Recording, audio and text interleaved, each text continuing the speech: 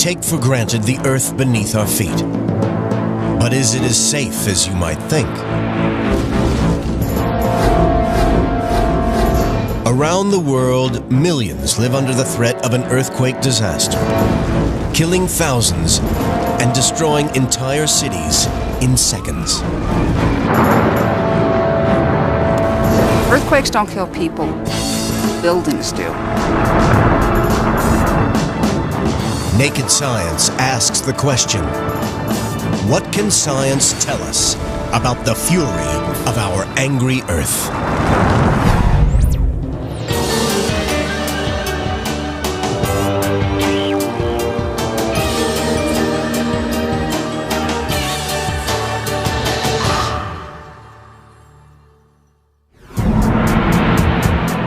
In the last century, more than 1 million people died in earthquakes. Over the next century, it's feared that number could increase tenfold. Earthquakes really pose little direct danger to the human body. People can't be shaken to death in a quake. The real hazard is when an earthquake strikes in a heavily populated urban area. Can science do anything to protect us? Might we one day be able to predict the quakes? Or are we at the mercy of the awesome power of nature?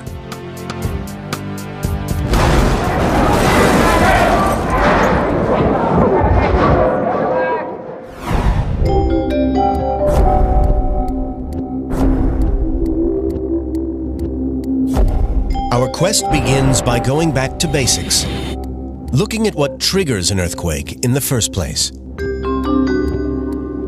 Earthquakes are the sudden, explosive release of enormous pressures that build up within the crust of the planet. To understand how such pressures are caused, just look deep into the Earth. Its crust is formed from huge oceanic and continental blocks, called tectonic plates, and they rest on the mantle that lies below. The plates are constantly, but very slowly shifting. They move some 2 inches a year, driven by movements in the mantle below, and building up vast pressures along the plate margins. Meet Dr. Lucy Jones, scientist in charge of the Southern California Earthquake Hazards Team. There are 12 major plates that we look at on the surface of the Earth, and any place where they come together is going to be a place we have a concentration of earthquakes. Over time, the edges where tectonic plates grind past each other deform and break, creating cracks known as faults. Eventually, pressures reach a critical point when rocks on each side of the fault slip and snap into a new position.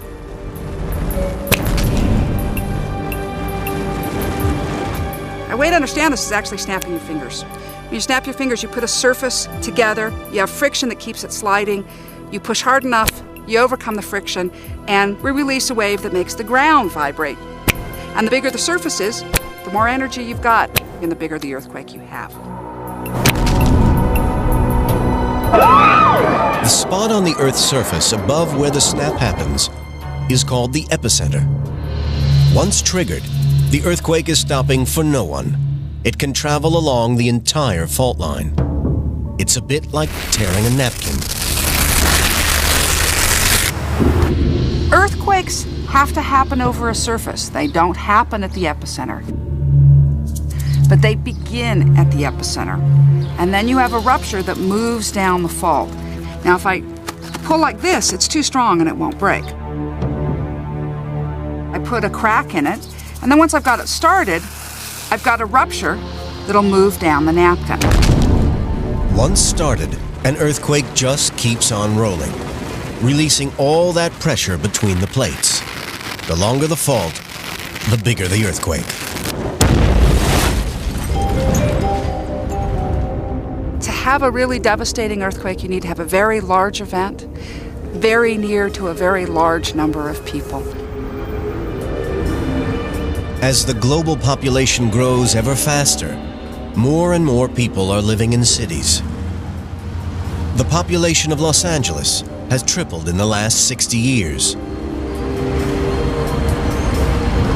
Such growth leads to what scientists term the megacity, defined as having a population in excess of 8 million people.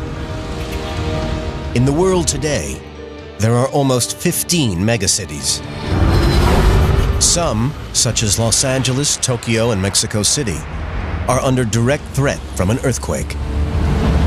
Close to 100 million city dwellers face the constant danger of an earthquake disaster. And still more people pour in every year. As the buildings get higher and higher, so does the danger. Earthquakes don't kill people, buildings do. And we have many cities of the world that are located near some of these big faults. And proximity can be 90% of the game in earthquakes. When you're right on top of the earthquake, you see a lot more shaking than even a small distance away. So having the fault in the city is the recipe for real disaster.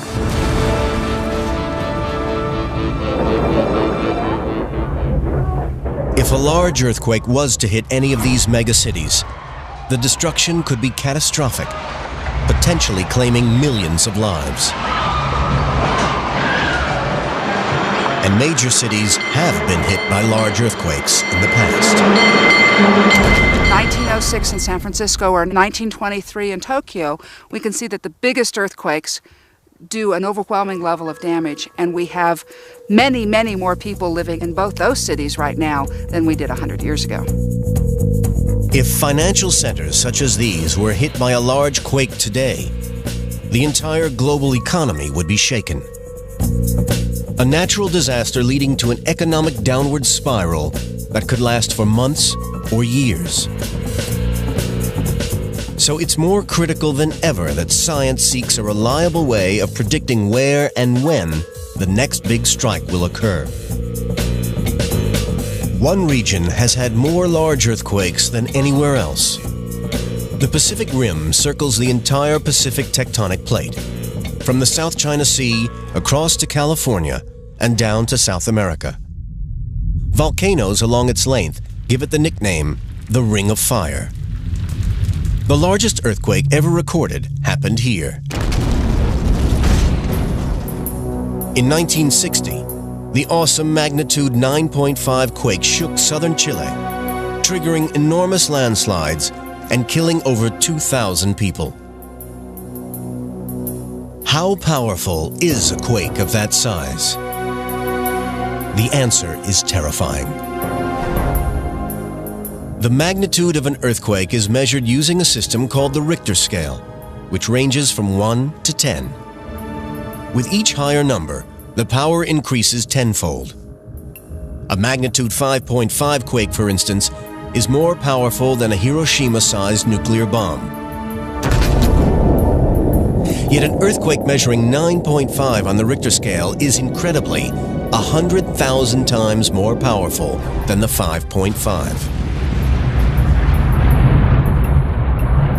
An earthquake that big is more than 1,000,000 times as powerful as the Hiroshima blast of 1945.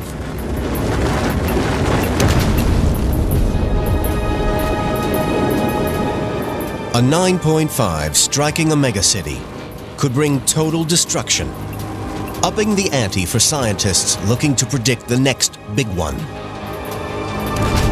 But before scientists have any chance of forecasting the future, they need to analyze the disasters of the past. Naked Science next explores the planet's greatest ever earthquakes. Naked Science is examining the awesome power of earthquakes. So far, we have learned that if a large earthquake was to hit one of the world's megacities, the human cost would be overwhelming, with the potential to claim millions of lives. Earthquakes through history have shown just how great the death toll can be.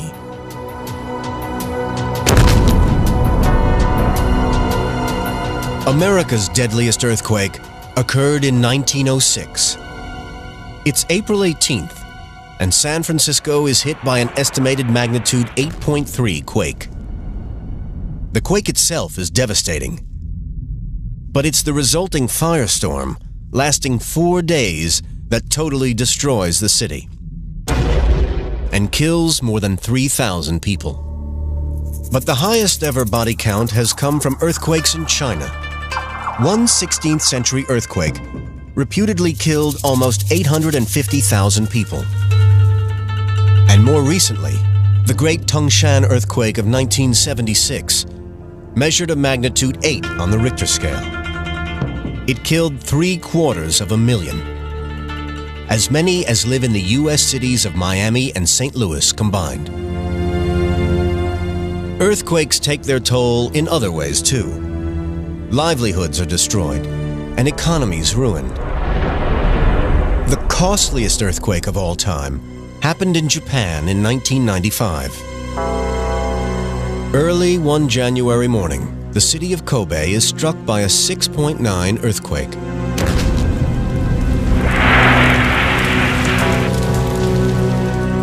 In less than 30 seconds, at least 120,000 buildings are destroyed, more than 5,000 are killed, and around 300,000 people left homeless. The Japanese city is rocked for just 20 seconds, yet the quake causes $200 billion worth of property damage.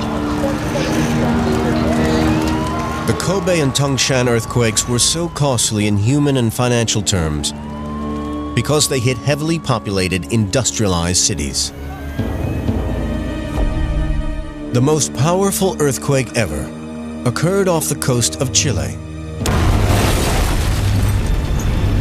In contrast, it claimed 2,000 lives and did just $500 million worth of damage. The 1960 quake measured a stunning 9.5 on the Richter scale. But the United States has a history of massive earthquakes too. The most powerful ever recorded hitting the U.S. was also in a relatively unpopulated area. In 1964, a magnitude 9.2 struck Alaska near the city of Anchorage. It was second in size to Chile's world record quake.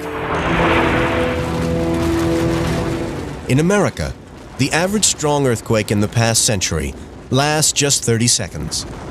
But the Alaska earthquake, traveling along a fault line over 2,000 miles long, lasts 14 times longer than that. For more than 400 seconds.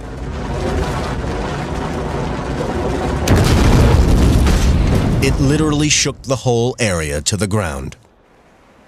One town was totally obliterated by the quake, but its doom had as much to do with the type of land it was built on as with the power of the quake itself.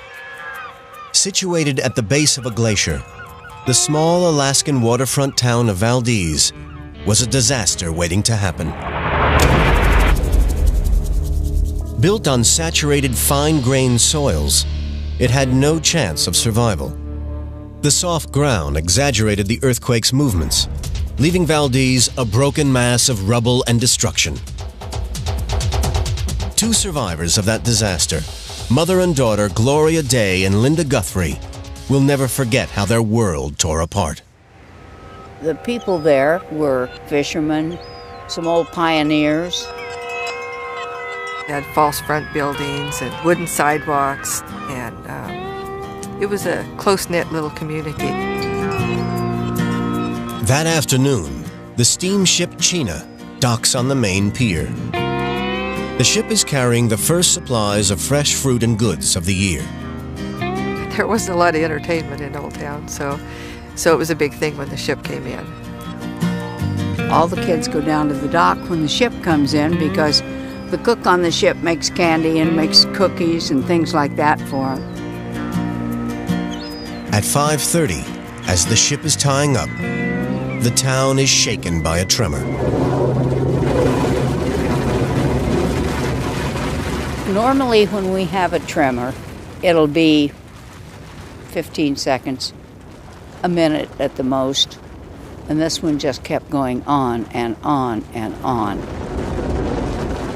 It keeps going on and on and on for an astonishing 7 minutes. I could hear the nails pulling out of the boards in the house, so I got scared and started to run down the stairways. The movement bounced me off the walls going down the stairs. The pickup was sitting in front of the house, and it was rolling back and forth 2 or 3 feet. I remembered thinking that we were sinking, or thinking it was the end of the world. The town stands on unstable sand and gravel. When the huge quake hits, the shock waves shake the unconsolidated ground so violently that virtually the entire town collapses. I was scared to death. I didn't think it was going to stop, and I thought it was the end of the world.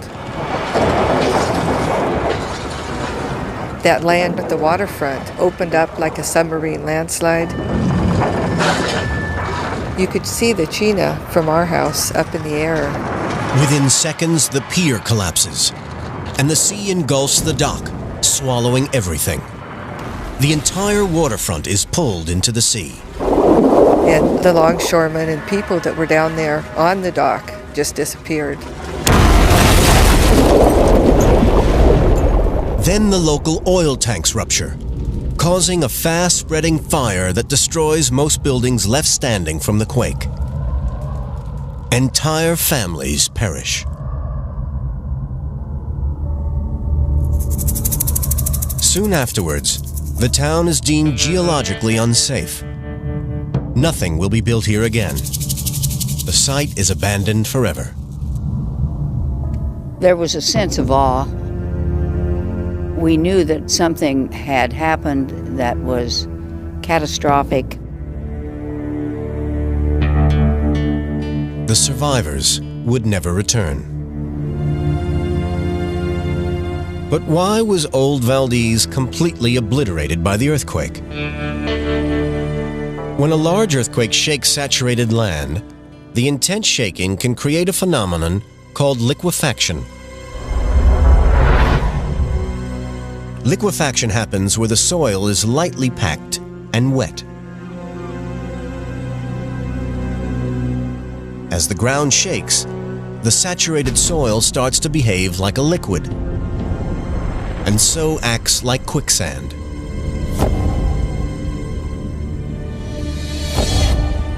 Old Valdez was built on silty, water-drenched soil. It never had a chance of withstanding 7 minutes of violent earthquake shaking. When you shake the sand, it's just like if you shook a canister of flour, you'd see the level sink down. Old Valdez literally sank into the ground. The new town of Valdez is built 4 miles away.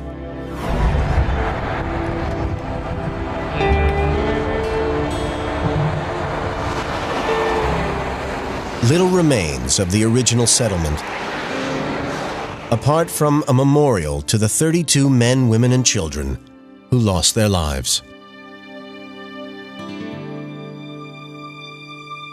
Terrifyingly, there are major cities also built on unstable soil.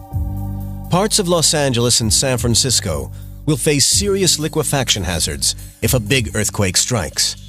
And both cities lie on areas loaded with active faults, including the San Andreas Fault, where the Pacific and North American plates grind past each other. It's not a crack, it's not a hole, it's rather the place where the 2 big plates come together and move past each other. You can see it through the landscape as a straight valley. The entire system is more than 800 miles long. It runs from 270 miles north of San Francisco and ends about 200 miles south of Los Angeles. The 2 main plates of the San Andreas Fault move in opposite directions to each other. Here in California, Los Angeles is moving towards San Francisco at about the same rate that most people's fingernails grow, about 1.5 to 2 inches a year. The pressure built up by the moving plates is released by thousands of small tremors every year. Larger earthquakes are rare, but when they do happen, they are devastating.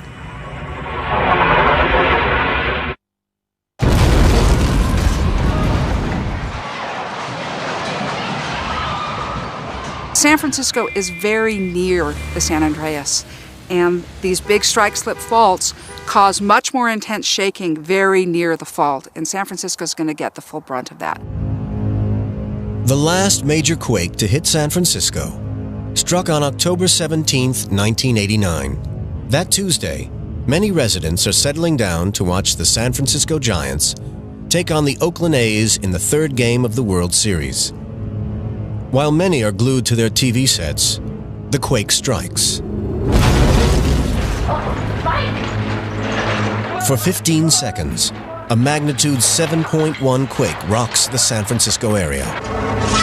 Ladies and gentlemen, your attention please. Power has been interrupted temporarily in the park. The Bay Bridge is damaged, and part of the Nimitz Freeway collapses. The quake injures over 3,500 people and causes massive damage to 20,000 buildings all over the Bay Area. Despite all this destruction, fatalities are relatively modest. 63 people lose their lives. City officials were stunned that so many apparently earthquake-proof structures had collapsed. The city of San Francisco had, after all, taken wide-ranging measures trying to ensure their buildings were earthquake-proof. Yet on a single block, one building had collapsed, while the one beside it had escaped untouched. It made little sense. When we return, Naked Science asks, why do some buildings collapse, while others remain unscathed? Can we ever truly understand why and how earthquakes happen? Will we ever be able to predict them? And even if that proves possible, how will we protect ourselves from their devastating effects? In the United States and Japan, major cities under threat carry out extensive construction programs to try and make their buildings earthquake-proof. But even with these precautions in place, when an earthquake strikes, many buildings still collapse.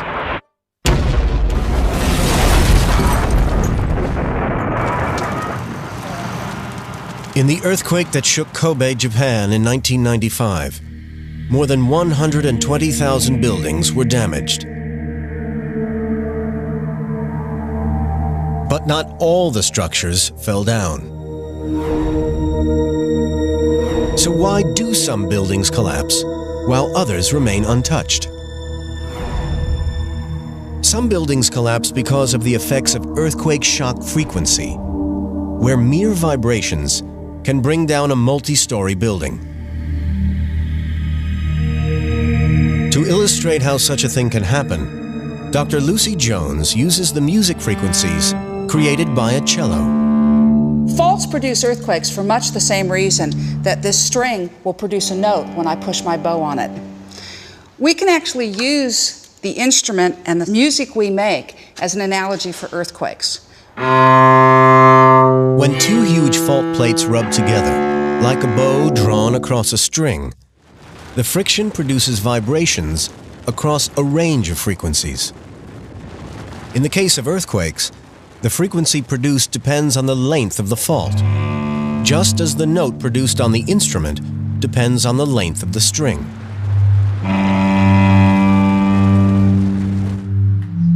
Depending on their size and construction, every building resonates with a different frequency.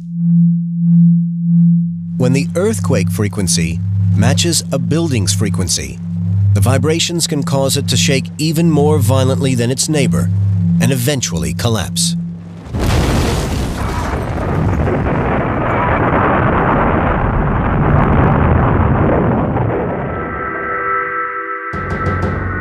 Across the U.S., many cities have tried to build structures that won't fall down.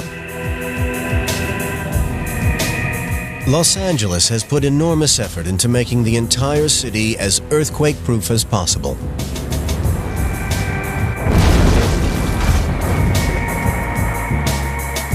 But when California's last major quake rocked Los Angeles, once again, many buildings were shaken to the ground.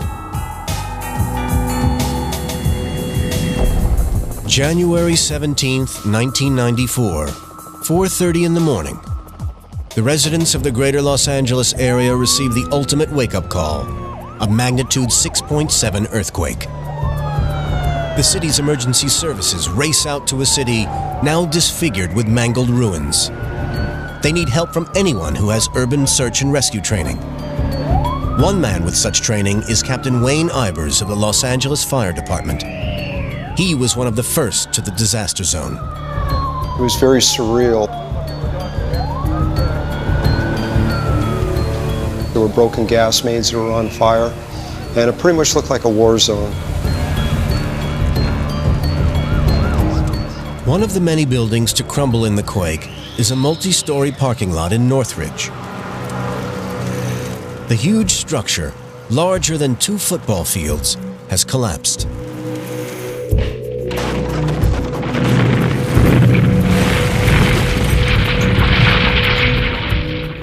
The only man there, street cleaner Salvador Pena, is trapped beneath the 20 tons of rubble. The 3-story parking lot has fallen on top of him, pinning him inside his vehicle. Wayne Ibers was the senior firefighter at the scene. I thought, I don't know how we're going to do this. The task appears overwhelming, but he has to come up with a plan quickly. First, they have to get into the flattened building. There was some breaks in the concrete. We had to widen those with jackhammers. Ibers and the team begin to strategically dismantle the many layers of concrete. They have to work fast. Ibers knows that every second counts. The rescue team has to crawl through the rubble in spaces just inches high. While the men are trying to locate Salvador, aftershocks threaten to bring everything down on top of them. Anytime you're working in a rubble, you're always concerned about a secondary collapse, killing you and your teammates. Ibers' team carries on, knowing that a further collapse could happen at any moment. At last, they find the car. The first thing is to check the victim is breathing. Salvador's legs and right arm are trapped under the dashboard. He is alive, but losing strength. When I could see Mr. Pena, I couldn't believe he was alive. Ibers has to constantly check that the area is safe enough for his team to continue working. The vehicle's gas tank is ruptured. It's leaking fuel and is in danger of going up in flames. The fuel is cleared, but it's vital for Salvador to be pulled to safety as soon as possible. 2 massive concrete slabs have crushed the front and back of the car. The rescuers are in constant fear of the massive aftershocks. We had aftershocks in excess of 5 on the Richter scale. Those really got your attention. Outside, paramedics are ready to whisk the injured man to the hospital. First, Salvador has to be extracted from the wreck of his car. Powerful airbags raise the crushing concrete by a few vital inches. Then, the specialist hydraulic cutters and other jaws of life get to work, cutting the vehicle apart. Get it with your cutters if you can. Ibers' major worry is that in the process of trying to rescue Salvador, he might actually kill him. He knows that relieving the weight off Salvador's compressed legs could cause crush syndrome, a condition that can lead to shock, kidney failure, and death. You gonna raise him up a little bit, Mike?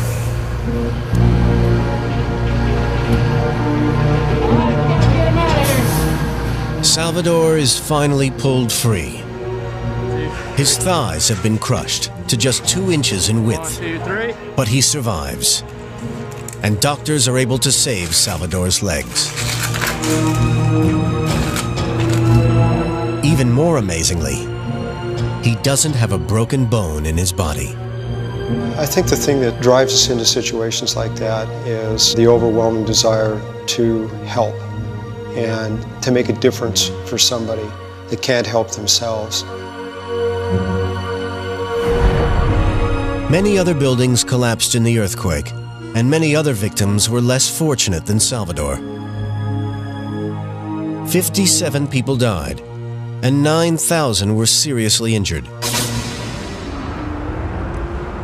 And with the constant movement of tectonic plates, it's only a matter of time before another strong quake hits a major city. So what can we do to prepare ourselves for when the next big one hits? Since the Los Angeles quake of '94, building codes have been tightened. Responses to a massive megacity earthquake are being improved. New facilities are being built to train rescuers. At College Station, Texas, a state-of-the-art mini-city has been specially designed.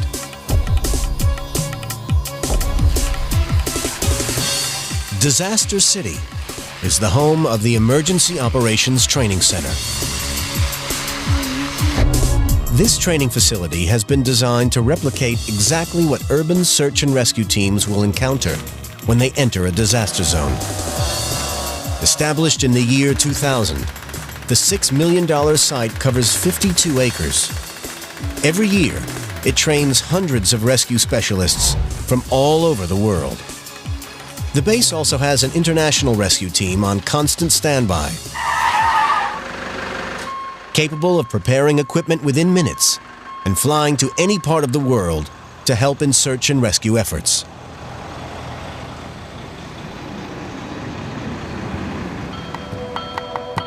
The terrible, instantly destructive nature of earthquakes is clear. But earthquakes also pose other, less immediately obvious dangers.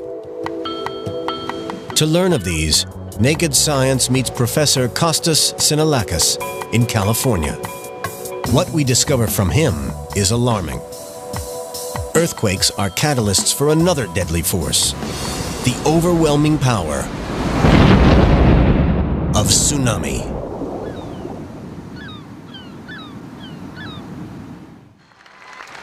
Now this is the part of the show we warned you about earlier. Are you ready to get wet? That's right. Naked Science has learned that another one of nature's most deadly natural phenomena, the tsunami, can be triggered by the awesome power of an earthquake under the sea. The antics of a performing killer whale are used as an analogy for how this can happen by tsunami expert Professor Kostas Sinalakis. When we see a killer wave that's jumping out of the water, falling down, you see a huge circular wave. This is very similar to what happens when an earthquake rips the seafloor. That circular wave is created by the massive impact of Shamu, the 5-ton killer whale landing flat out on the surface of the pool. The massive jolt displaces a huge volume of water that has to go somewhere. Similarly, when an earthquake jolts the Earth's crust upwards onto the seabed, the same sort of circular wave is formed in the ocean waters above. Like throwing a giant boulder into a pond, the water forms a wave that radiates out in all directions. The difference is one of scale and power and speed. In the deep ocean, tsunami will move incredibly fast. It can reach 500 miles per hour.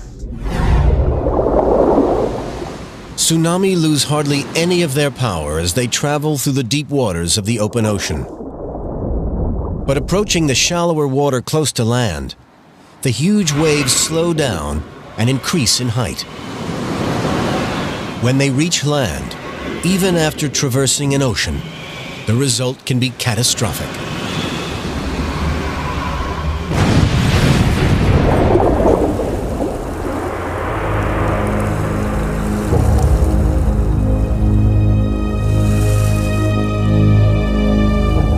Tsunamis are a very underrated hazard. In the past half-century, tsunamis have killed more people in the United States than all the earthquakes combined.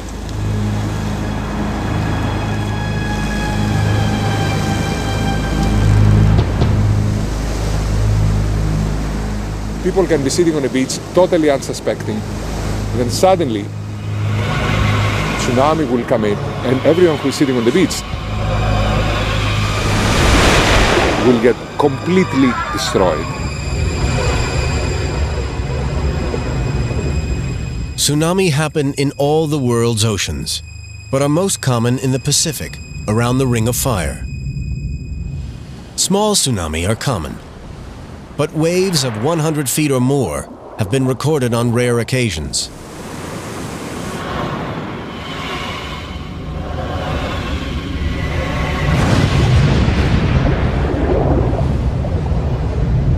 The largest earthquake ever recorded in 1960 in Chile sent an enormous tsunami across the Pacific Ocean.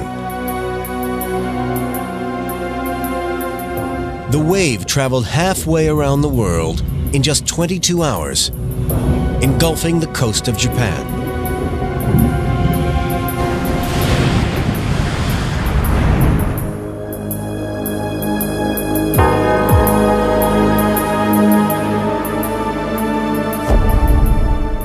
The United States, too, has suffered the terrifying effects of the tsunami. The last major one to hit the U.S. mainland arrived in 1964. The huge earthquake that rattled Alaska generated a series of giant tsunami. The waves climbed to heights of more than 220 feet, as high as a 31-story building. Moving at high speed, they reached as far south as Crescent City in California, devastating 29 city blocks and killing 11 people. The effects of the wave were seen as far away as South Africa. But in 1998, another tsunami totally changed how scientists study these devastating waves. Up until 1998, we thought that all giant tsunamis were generated by big earthquakes, like the 1964 Alaskan earthquake. But in 1998, a relatively moderate earthquake in Papua New Guinea changed our entire perspective. July 17, 1998. A magnitude 7 quake rocks Papua New Guinea off the northeast coast of Australia. About 12,000 people inhabit the villages up and down the coastline, living close to the waterline in traditional wooden houses.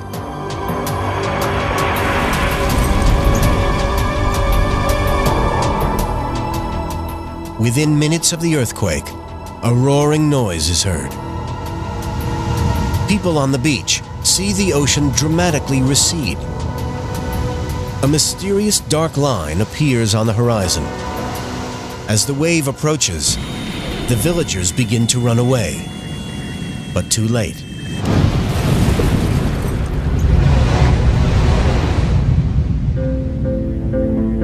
The 50-foot wave sweeps them all away, destroying the villages. More than 2,000 people die.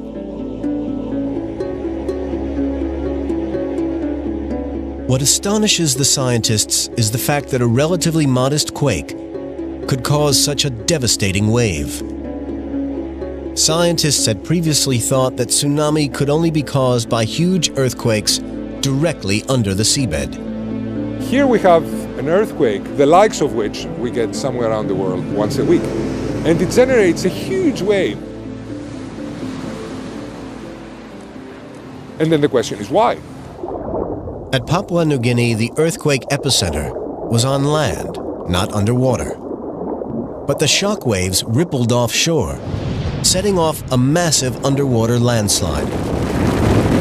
Sediment and rock spewed across the ocean floor, displacing vast quantities of water. and almost certainly creating the wave. But could this happen elsewhere? Papua New Guinea made scientists take a fresh look at coastlines around the world, seeking similar offshore formations. Their research led to a chilling discovery. They identified many places off California very similar to the Papua New Guinea coastline. Off San Diego, off Los Angeles, off Santa Barbara, in Monterey Bay. Just a few miles off the coast of California lies a multitude of similar unstable underwater canyons. Scientists are worried that small quakes along the San Andreas Fault could cause any of these underwater canyons to collapse and create a major tsunami. How likely is it that a tsunami will strike here? The dangers for tsunami in California are very real. I'm afraid that within my lifetime, we're going to experience a tsunami in California. It is not clear how big this tsunami will be, but there is a clear danger.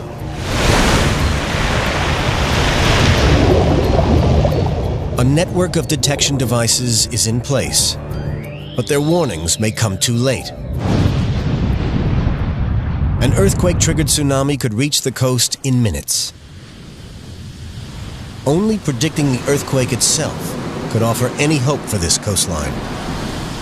How possible is that? Predicting earthquakes is very hard. Predicting tsunamis is even harder.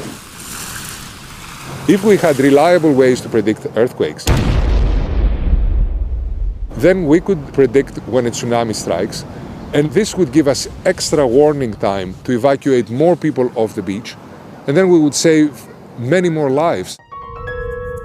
An earthquake-generated tsunami could happen at any time. Science must develop techniques that will predict such an event.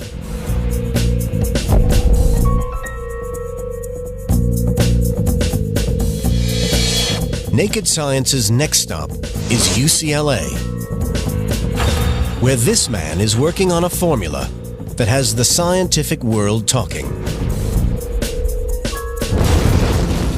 Could he have found the answer to how earthquakes may be predicted?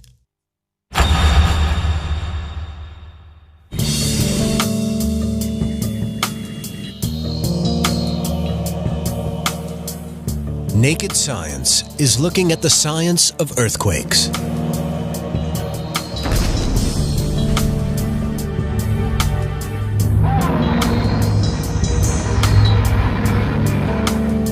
So far, we know where and why earthquakes happen, and that more than 100 million people in the world's megacities live in constant danger of a catastrophic quake. With accurate earthquake predictions, cities could be evacuated and rescue services placed on high alert. But understanding the seemingly random behavior of earthquakes remains an elusive goal. Humans have tried to foresee earthquakes for thousands of years. In the ancient world, animals and fish were watched for any change in behavior that would give clues to a coming disaster. But although some research suggests that animals may change their behavior before a major earthquake, it is, to say the least, an unreliable method. Serious scientific study into prediction only began in the 1970s. Scientists back then investigated various methods of prediction. Some thought for a while they had cracked it. They carried on with wild and wonderful theories, but remained dogged by the inconsistency of their results.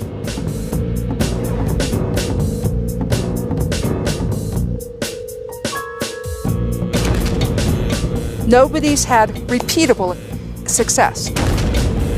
Some people have been lucky, but nobody's been lucky twice. Until recently, science seemed no closer to finding a reliable method. The current technique relies on analyzing the past activity of known faults. We can tell where they're most likely, what magnitude we're likely to have, what the consequences of any of those earthquakes are. Experts are convinced that an earthquake will hit Los Angeles or Tokyo because they have done repeatedly in the past. The problem is when, and how big will it be? Most scientists still believe that earthquakes are impossible to predict. But there could now be a major breakthrough. One of the world's leading seismologists is challenging the accepted thinking in earthquake prediction. Professor Vladimir Keles-Borok is Russian and still speaks with the sounds of his native tongue. We look at the symptoms of approaching earthquake like doctor looking at the symptoms of disease. He heads an international research team made up of experts in pattern recognition, geosciences, seismology, and chaos theory from institutions around the world.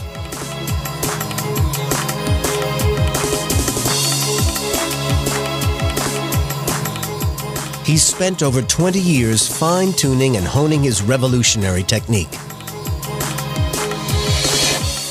His method is quite simple. He's worked out a formula to predict earthquakes. To get a result, he feeds into the formula the number, size, and frequency of earth vibrations in a given area.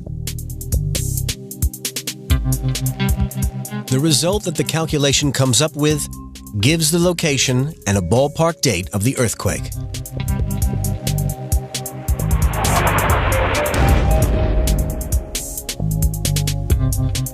The formula is being continuously fine-tuned. In the future, he hopes to pinpoint the date of an earthquake to within weeks or even days. But the theory is controversial. I'm a scientist. I always believe that knowledge is better than no knowledge.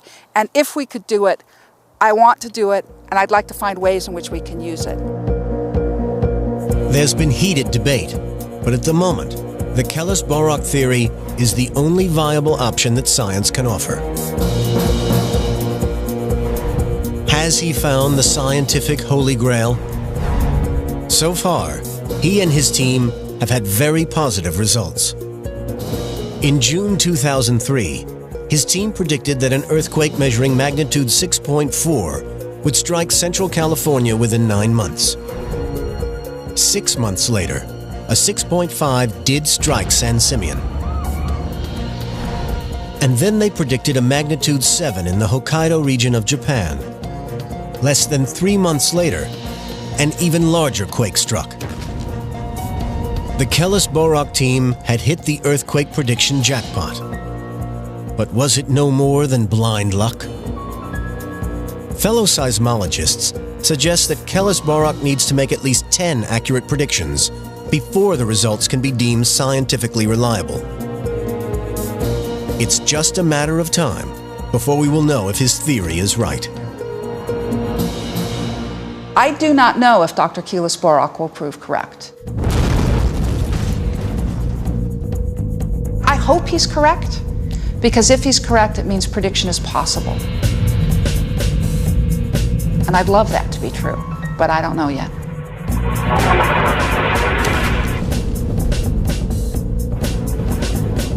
We have seen the terrible threats that earthquakes pose to human life, the dangers to our megacities.